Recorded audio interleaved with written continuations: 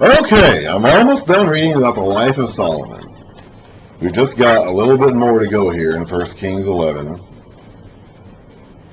We haven't explicitly yet condemned Solomon for any of this extravagance and abundance. But he is doing things he's not supposed to do. We read about in Deuteronomy 17 that the king, I'll get it later. The king was not supposed to gather all this wealth and stuff for himself. So we are seeing a problem. We've seen God warn Solomon twice now.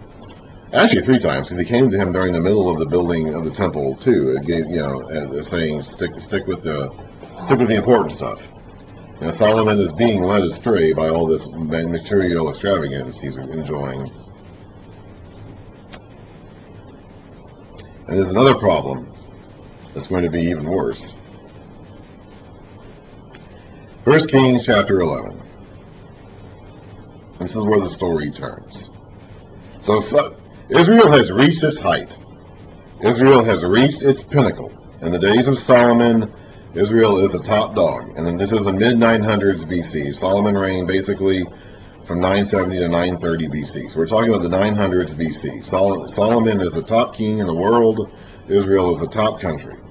David fought all the battles to get Israel this power. Solomon received the wisdom to be able to manage it. And he's done so without having to fight. He hasn't been fighting for it. He's been securing his power through diplomacy and political dealings rather than fighting for it. David did that. And now with the 1-2 punch of David and Solomon, the man of war and the man of peace, Israel is the top kingdom in the world at this point in time. And they're not going to be ever again. This is it. Okay, this is the golden age. For the next 1,000 years, from the time this kingdom falls until the day Jesus Christ comes along and starts preaching about the kingdom again, every Jew, every Israelite, every Jew born at any point during that time is going to go back and wish that they could go back to this time period when they were the top dogs. They're not going to be taken captive yet, but they're going to be oppressed. They're going to be in hardships. They are eventually going to be taken captive. They're eventually going to have foreign rulers placed over them. And for the next 1,000 years, they're going to read back about David and Solomon and wish that it could be that way again. And here's where the story turns. Here's why this didn't last. King Solomon, however, However, despite all we just got done reading about, there is a however. King Solomon, however, loved many foreign women, besides Pharaoh's daughter. We've already read about some of the problems that Pharaoh's daughter was causing. He had to build her own house somewhere away from the city so that she wouldn't corrupt the places that had been the house that had housed the Ark of the Covenant. She did not become a Jehovah worshiper. I don't think it would have been as much of a problem if she had, but she apparently did not. He did not press that upon her. And so we've already kind of read about some of the issues that marriage alone caused. But there were others. So he loved many foreign women besides Pharaoh's daughter: Moabites, Ammonites, Edomites, Sidonians, and Hittites. They were from nations about which the Lord had told the Israelites, "You must not intermarry with them, because they will surely turn your hearts after their gods." Nevertheless, Solomon held fast to them in love. He had 700 wives of royal birth and 300 concubines. And I don't know where he's getting all these women from. I mean, I have no idea. And we had Pharaoh, Egypt mentioned, but we have 5 other nations here. How in the world do you get 700 princesses of five nations? There's got to be more nations than just these 5. It has to be just a representative list. I don't know how in the world you find this many royal women to marry in just 5 kingdoms. There's got to be more than that. Anyway. And his wives led him astray. And Solomon grew old. So it didn't happen right away. My guess is that it probably didn't happen until after the 20-year mark. We saw God approach him at the 20-year mark. After he got done building the temple for 7 years, the palace for additional 13 years. My guess is that he was solid up until then. and then all of his backsliding occurred in the 20-year after the 20-year mark of his reign. I think that's, as long as he had a vision and a purpose to work towards, I think he probably remained pure. But in the second half of his 20 years, when he was just kind of ruling as king, as dictator, potentate, I think that's when all the problems have started. That's just my belief. It seems to be that way. I mean, the chronology is fuzzy. You can never be too certain of it, but that just seems to be how it is. Anyway, as Solomon grew old, his wives turned his heart after other gods, because they all would have come from nations that worshipped other gods. All of them would have. And his heart was not fully devoted to the Lord his God, as the heart of David his father had been. Now, how many times have we been reading? Even Solomon himself had said, as long as the son of David follows the God of Israel, things will be fine. Well, he's not doing that anymore. Things are not going to be fine then. He followed Ashtaroth, the goddess of the Sidonians, and Moloch, the detestable god of the Ammonites, Molech. So Solomon did evil in the eyes of the Lord. He did not follow the Lord completely, as David his father had done. He probably never stopped thinking of the Lord. He probably never stopped following the commands of Jehovah. But he also started doing all this other stuff too. On a hill east of Jerusalem, Solomon built a high place for Chemosh, the detestable god of Moab, and for Molech, the detestable god of the Ammonites. He did the same for all his foreign wives, who burned incense and offered sacrifices to their gods. So he is sanctioning non-Jehovah worship in Israel, near Jerusalem. Apparently not in Jerusalem, but near it. The Lord became angry with Solomon because his heart had turned away from the Lord, the God of Israel, who had appeared to him twice. Although he had forbidden Solomon to follow other gods, Solomon did not keep the Lord's command. So the Lord said to Solomon, I don't know if he's appearing to him or he's speaking through a prophet or how this is happening. I don't know. Since this is your attitude, and you have not kept my covenant and my decrees, which I commanded you, I will most certainly tear the kingdom away from you and give it to one of your subordinates. Nevertheless, for the sake of David your father, I will not do it during your lifetime. I will tear it out of the hand of your son.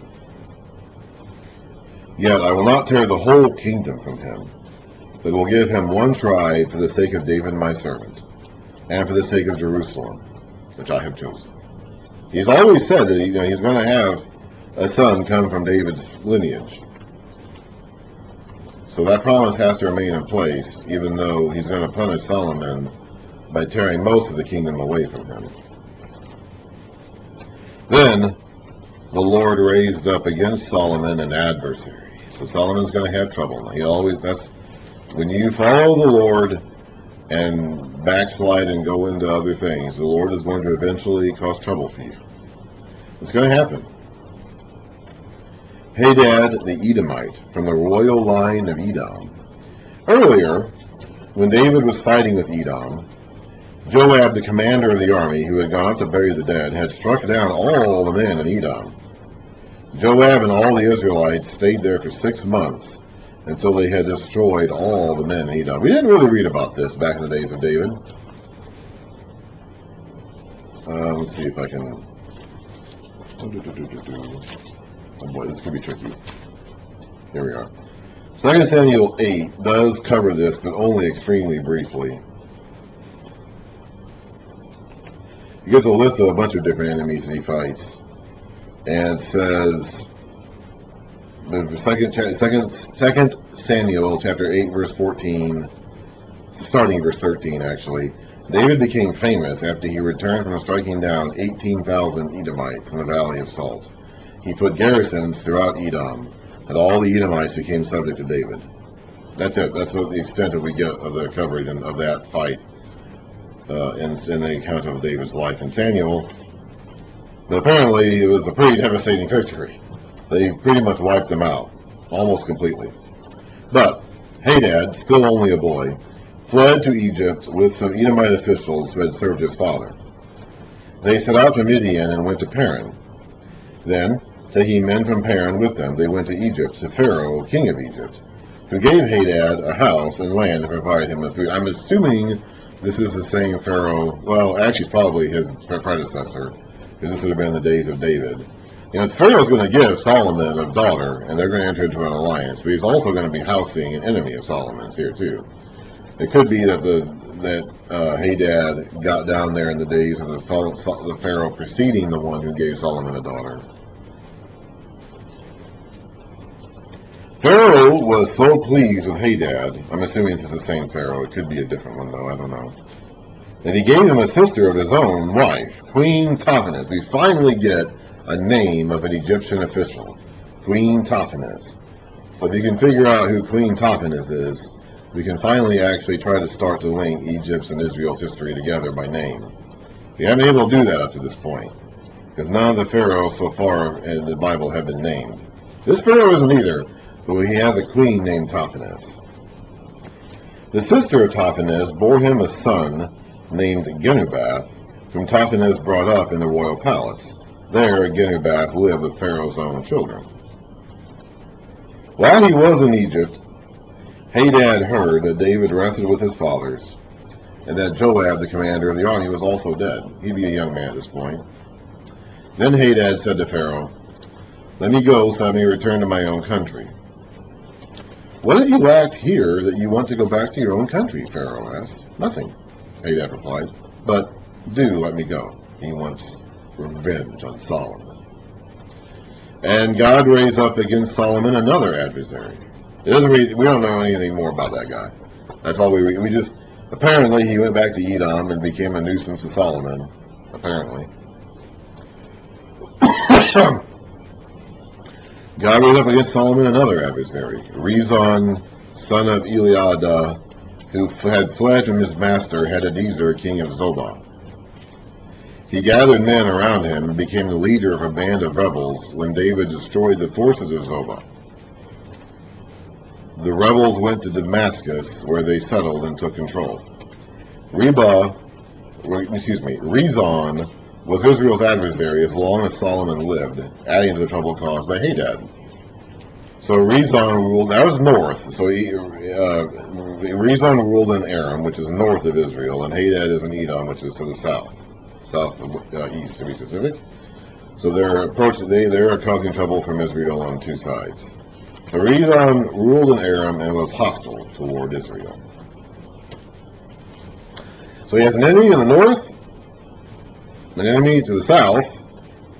He's also going to, and more importantly, he's going to have an enemy come up from within. Also, Jeroboam, son of Nebat. We're going to be hearing this guy's name a lot in the passages to come. We're going to be hearing a lot of people compared to Jeroboam, son of Nebat. And you don't want to be compared to Jeroboam, son of Nebat. This is not a guy that you want to be compared to. Jeroboam, son of Nebat, rebelled against the king. He's an Israelite. So we've had an enemy to the north, an Aramean, an enemy to the south, an Edomite, and now an Israelite. He was one of Solomon's officials, an Ephraimite from Zeradah, and his mother was a widow named Zeruiah. That's another one of those names that means something like horrible, and it's probably not the woman's real name. I don't have a footnote here telling me what it is, and I forget off the top of my head, but Zeruiah is a pejorative term, which is another one of those instances where the guy is, or someone, is being called by something that probably wasn't their real name to indicate what the author wants us to think of that person. Very common, very common. Here is the account of how he, Jeroboam, rebelled against the king. Solomon had built the supporting terraces and had filled in the gap of the wall in the wall of the city of David his father. So apparently there was a gap for some reason. I don't know why. Now, Solomon was a man of standing. Excuse me. Jeroboam was a man of standing. So he wasn't just some random dude. He was an important person.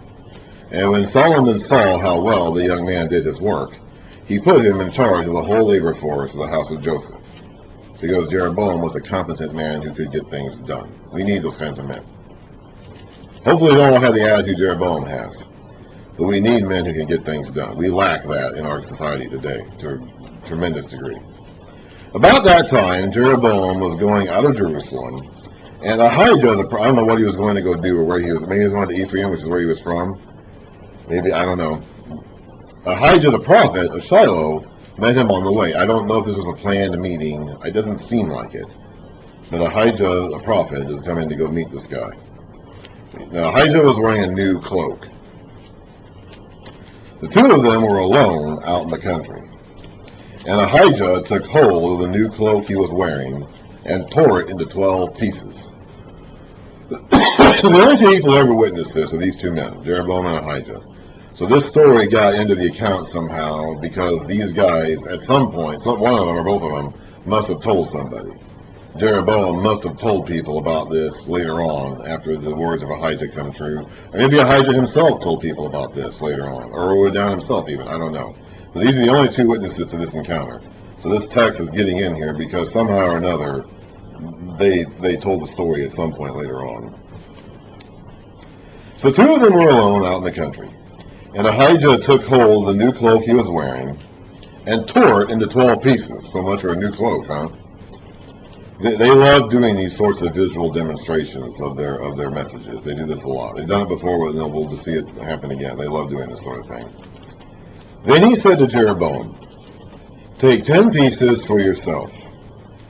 For this is what the Lord, the God of Israel, says.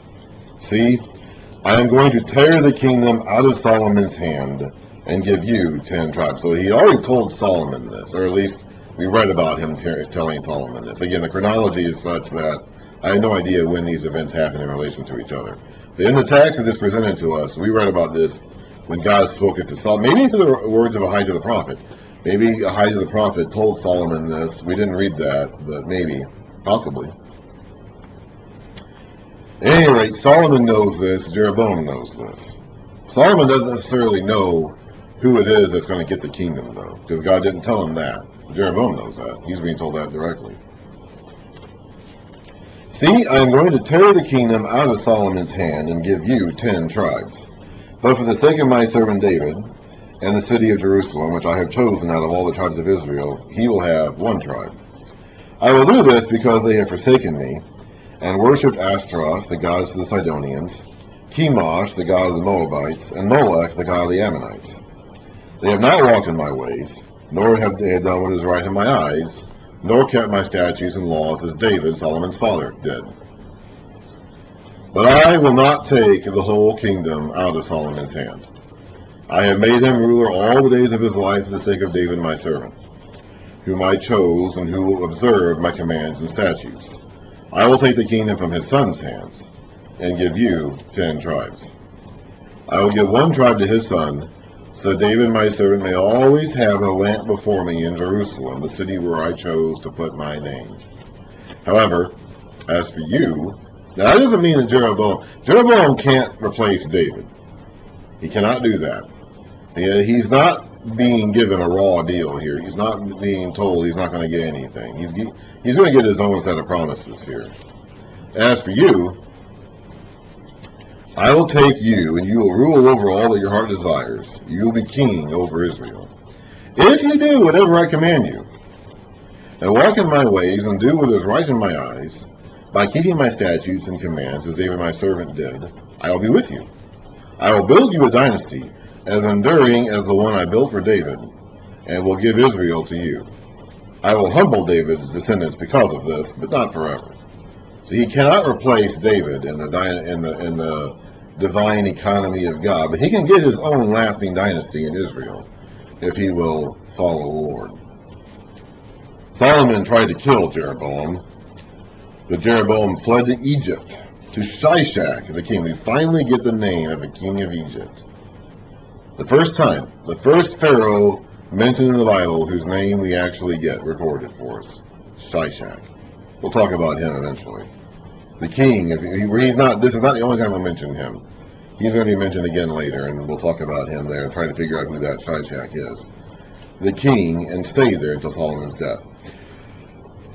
Now, this account doesn't actually tell us what Jeroboam did to rebel against Solomon. It says he did, but it doesn't tell us how. I'm not sure if this a passage where he meets Ahijah account. I don't know. My guess is that after Jeroboam hears this from Ahijah, he tries to make it happen by force, by raising himself up and saying, I'm the new king, and Solomon then retaliates and tries to kill him and he escapes.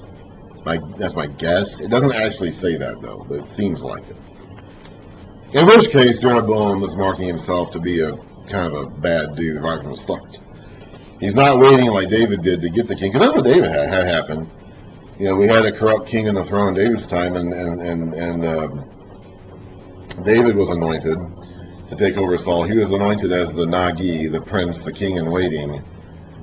But he didn't forcibly take the throne. He waited until events played, even when he could have, even when he maybe should have, according to the wisdom of the world.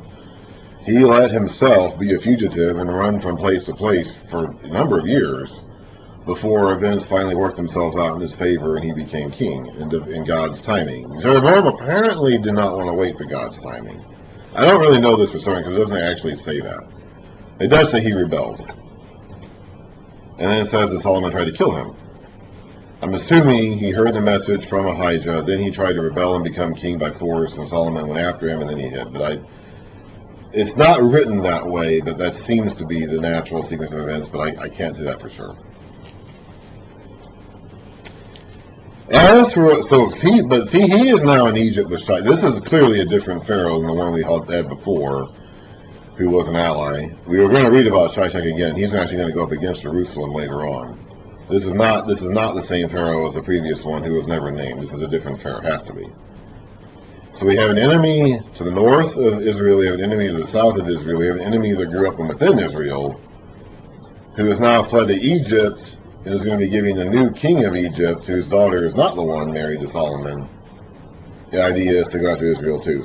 So Solomon's empire is going to be attacked as soon as he's gone.